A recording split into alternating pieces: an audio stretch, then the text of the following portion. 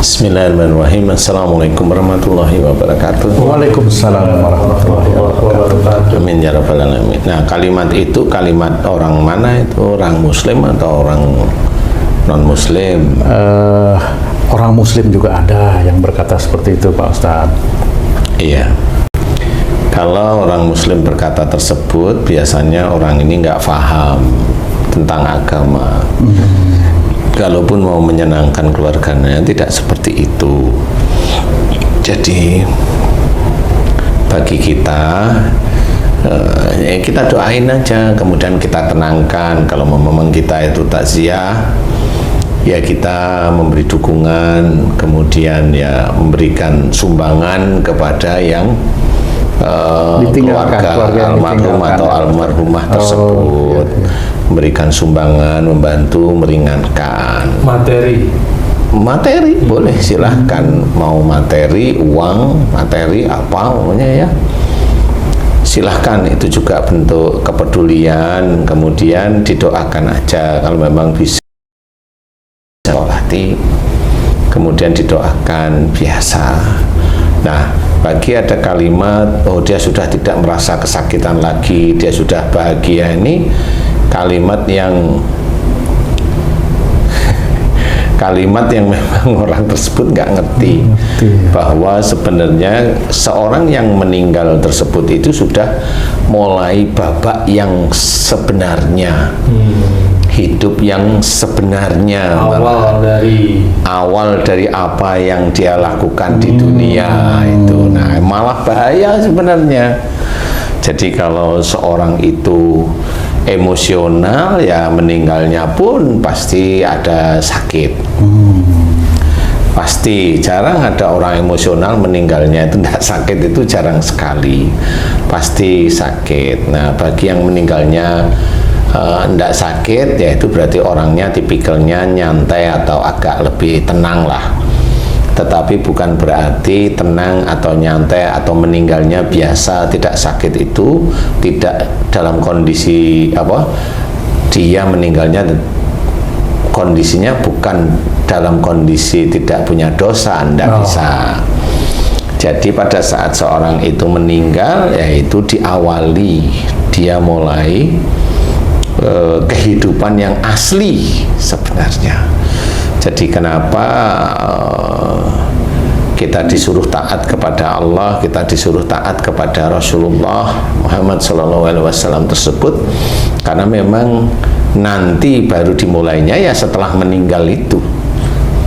Dari taat, ya sholat, ya puasa, ya sunnah dikerjain, kemudian dari berakhlak yang baik, kemudian bermuamalah, bagaimana dengan orang yang non muslim kita bermuamalah, bagaimana kita bermuamalah dengan orang-orang muslim saudara-saudara kita, bagaimana kalau saudara kita itu salah kita memaafkan apa enggak, bagaimana jika kita salah kepada saudara kita muslim, itu kan bermuamalah sehari-hari. Nah, itu yang dicatat oleh para malaikat.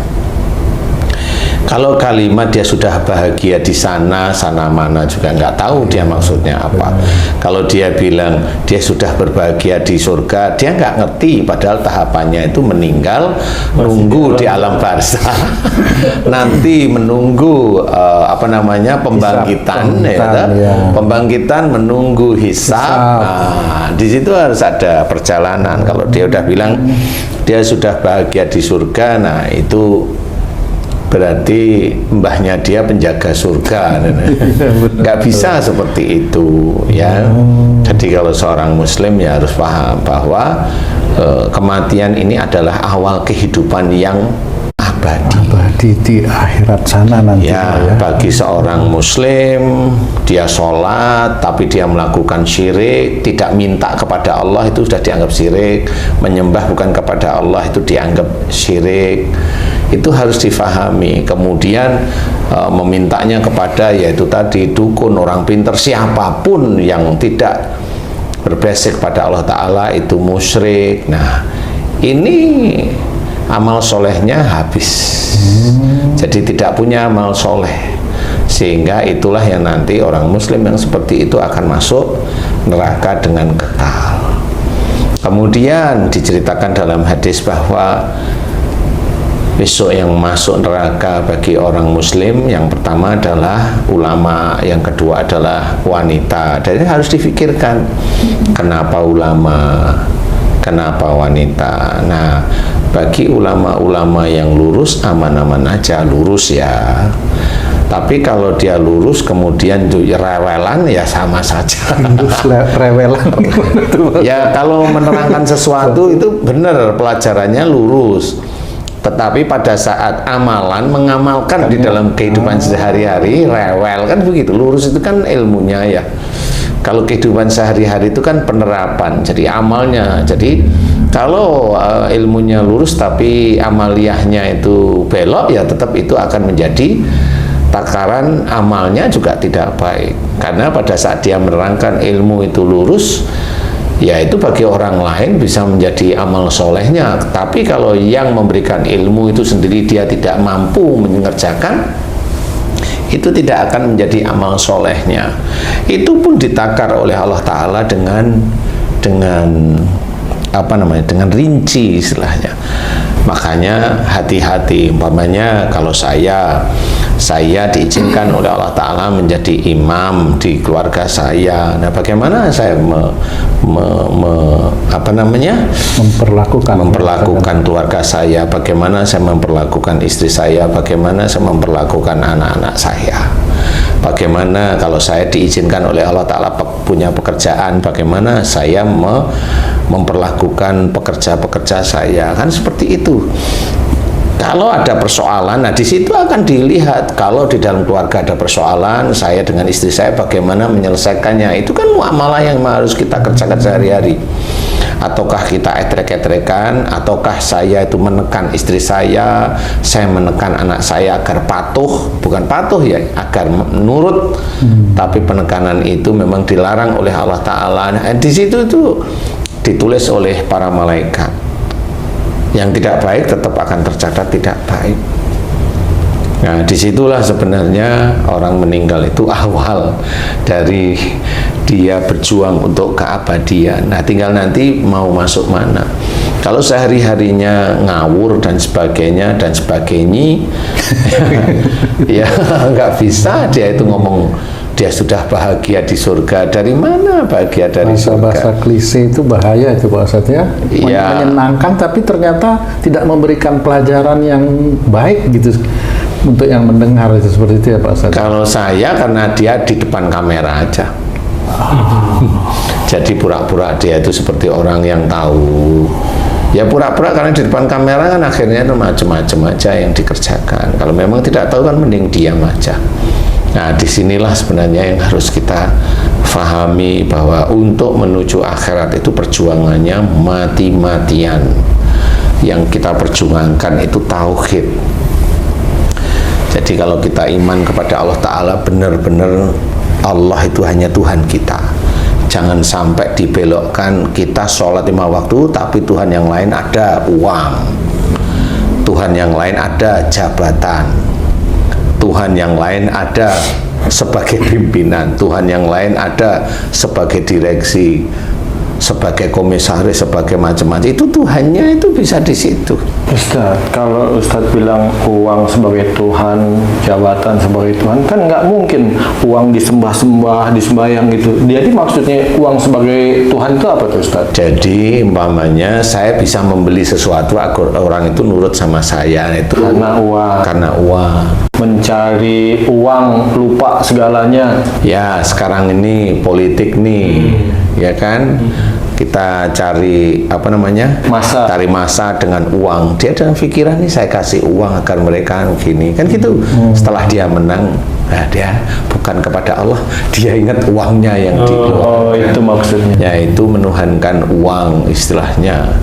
Jadi kayak umpamanya saya memberikan uang kepada istri saya agar istri saya itu nurut terhadap apa yang saya minta, tanpa permintaan saya itu tanpa ada korelasinya dengan ibadah umpamanya. Nah, itu juga sama. Jadi menuhankan uang yang diberikan, akhirnya ngomong, lah kan kamu Setiap bulan saya kasih, masa kamu nggak nurut? Nah, Tuhannya uang sudah dia. Kirain nggak punya. Giliran nggak punya, ditinggal sama istrinya, ya betul. Ustaz, kan sering kematian, cukuplah kematian sebagai peringatan untukmu. Ya. Kematian di sini kan macam-macam sebabnya, Ustaz. Ada orang meninggal sakit biasa, sakit tua, ada yang meninggal kecelakaan, ada yang meninggal sakit berat. Nah, yang menjadi pelajaran peringatan untuk kita, misalnya kecelakaan nih Ustaz, di mana orang tersebut sehari-hari di dalam bergaul di masyarakat tuh baik Ustaz. Kenapa kok meninggalnya itu nggak baik gitu Ustaz? Bukan nggak baik dalam artian nggak dapat tidur gitu loh misalnya. Kenapa harus mengalami kecelakaan yang menyakitkan gitu Ustaz? Yang selama ini saya amati, yang orang meninggalnya kecelakaan yang saya kenal, ini yang saya kenal nih ya. Memang orang kelihatannya kalau sama teman-temannya baik sehari-hari, tapi nggak taunya sama orang tuanya melawan. Nah, kita itu tidak tahu bahwa dia itu dengan orang tuanya melawan atau dengan mertuanya selalu melawan. Kalau diberi nasihat itu selalu bertentangan atau memang melawan. Dan ini kalau memang Allah nanti melihat imannya bagaimana, kemudian orang ini sudah tidak amanah, ya nanti Allah memberikan peringatan melalui kematian agar orang di sekitarnya itu berpikir sebenarnya. Jadi umpamanya ada orang yang meninggalnya sepeda motor atau mobil tabrakan, kayak domba adu domba gitu ya. Domba. Nah, seperti itu berarti dia orangnya berani melawan. Ada orang yang meninggalnya diseruduk meninggal. Nah, orang ini biasanya yang meninggal karena diseruduk, yang selalu saya amati itu adalah orang itu kalau disuruh sama orang tuanya malas, tapi melawan. Jadi udah malas tapi melawan gitu. Macam-macam. Jadi istilahnya itu banyak cara meninggalnya. Sakit rata-rata kalau sakit itu emosi. Apa saja sakit rata-rata di emosi. Makanya harus hati-hati. Kalau momennya, loh apakah emosi itu menjadikan sakit? Kata siapa? Jangan kata siapa. Punya dalil enggak untuk menerangkan bahwa dari emosi itulah sebenarnya seseorang oleh Allah Ta'ala diberikan musibah dalam bentuk sakit. Untung tubuhnya manusia itu sendiri, kalau mamanya sakitnya lewat mulut, ya dia dari bicara. Sakitnya di telinga berarti cara mendengar, sakitnya di mata cara melihat, sakitnya di otak cara berpikir, sakitnya di paru-paru cara dia mengelola marah istilahnya. Nah, disinilah sebenarnya peringatan itu melalui kematian oleh Allah Ta'ala. Sebenarnya manusia itu disuruh berpikir agar kembali ke jalan Allah. Kalau momennya dia sudah menemukan, oh karena marah orang itu selalu diberi sakit oleh Allah Ta'ala. Nah, cara salah satunya Allah mencabut nyawanya melalui sakitnya. Melalui sakitnya. Jadi bukan sakit itu yang menjadikan kematian. Memang saya berani cerita, belum tentu. Tetapi bisa saja melalui sakitnya itulah Allah mencabut. Seperti itu. Maka di masyarakat meninggalnya kenapa? Sakit jantung. Ya, seperti itu. Meninggalnya kenapa? Sakit paru. Meninggalnya kenapa? Kegemukan. Meninggalnya kenapa? Ya, karena jantung. Iya. Iya, Ci. Ya. Ustaz, kalau orang pas menonton ini karena marah dan lain-lain menyebabkan kecelakaan, nah dia mau keluar kota nih sekarang nih Ustaz, apa yang harus dilakukan terhindar dari seperti itu Ustaz? Sebenarnya Allah itu kan maha pelindung, melindungi. Ya, maha melindungi hamba-hambanya yang beriman. Cuma imannya itu kan beda-beda hamba yang satu dengan yang lain. Nah, yang memang dia sholat tetapi melawan sama orang tua, bisa kok tabrakan? orangnya tidak sholat tapi dia tidak melawan orang tua, insya Allah nggak tabrakan bisa. Jadi sebagai parameternya apa Ustaz? Memang parameternya adalah sholatlah dan jangan melawan orang tua. Itu lengkap itu Ustaz. harus lengkap. Kemudian dia nggak boleh juga, oh aman, saya jago nyetir. Nggak boleh juga, itu sombong. Karena yang berhak menyelamatkan bukan jago nyetirnya dia. Nah, tabrakan beneran nanti di titik itu. Bisa Allah marah, diuji dia. Iya, seperti itu. Jadi kalau memang jago nyetir ya sudah, nggak perlu kita munculkan. Ya, memang kita dititipi oleh Allah Ta'ala jago nyetir, seperti itu. Jadi tidak boleh kita itu melakukan hal-hal sombong yang Allah tidak suka. Nah, kalau memang dalam perjalanan mau perjalanan luar kota, tinggal apa? Lakukan apa yang dilakukan oleh Rasulullah, ya. Dijaga imannya dengan istiqomah. Kalau mau berangkat keluar kota, ya sudah, sholat aja 2 rakaat untuk berangkat. Kan itu cara-cara Rasul. Sholat berangkat, sholat sebelum berangkat, sholat 2 rakaat, berangkat sampai tempat tujuan, sholat 2 rakaat. Itu yang diajarkan oleh Rasul. Kalau memang gitu kita lakukan semata-mata, ya insya Allah Allah akan melindungi kita terus, melindungi kita, akan dilindungi, dilihat juga sehari-hari kita bagaimana, manfaat apa tidak kehidupan kita dengan keluarganya bagaimana. Jadi para malaikat itu akan rinci. Jadi seseorang itu, kita itu mau dibagaimanakan oleh Allah Ta'ala itu dilihat dari kehidupan sehari-hari, sangat rinci istilahnya.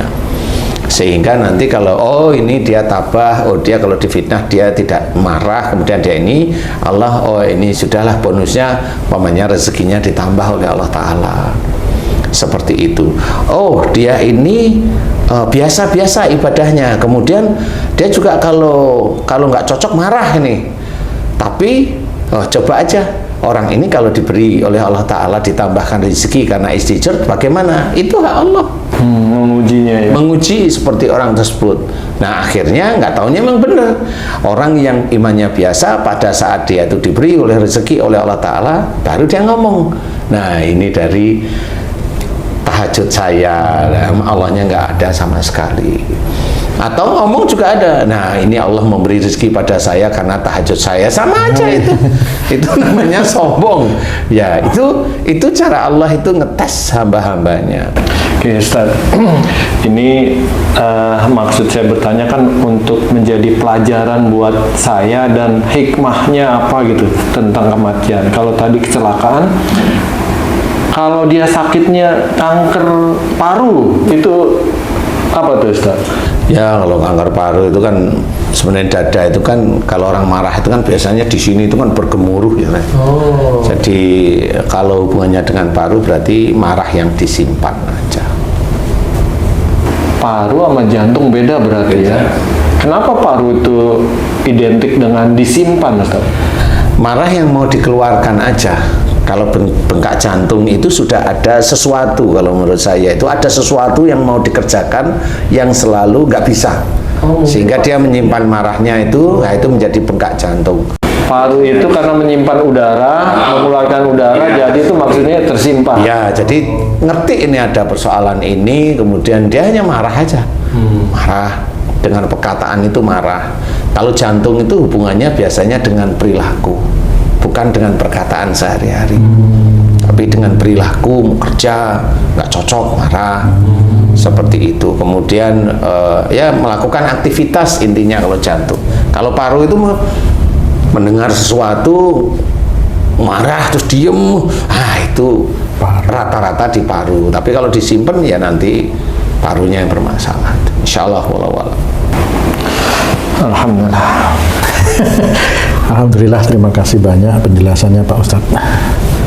Wah, kita harus hati-hati dalam berbicara, nggak boleh banyak pelajaran tentang kematian yang kita harus pelajari.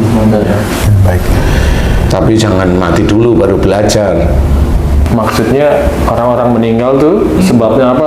Pelajaran buat kita supaya menghindari seperti itu. Agar kita menghindari jangan seperti itu, insya Allah. Para pemirsa dan sahabat beriman dimanapun berada, demikian tadi penjelasan dari guru kita Pak Ustadz Danu mengenai kata-kata yang sering kita ucapkan jika ada orang yang meninggal. Mudah-mudahan apa yang disampaikan beliau bisa memberikan manfaat buat kita semua, khususnya untuk meningkatkan keimanan dan ketakwaan kita kepada Allah Subhanahu wa Ta'ala. Saya Tung undur diri, kita jumpa lagi di video kami yang lain. Apabila ada kata-kata kami yang kurang berkenan, kami mohon maaf. Wassalamualaikum warahmatullahi wabarakatuh. Waalaikumsalam warahmatullahi wabarakatuh.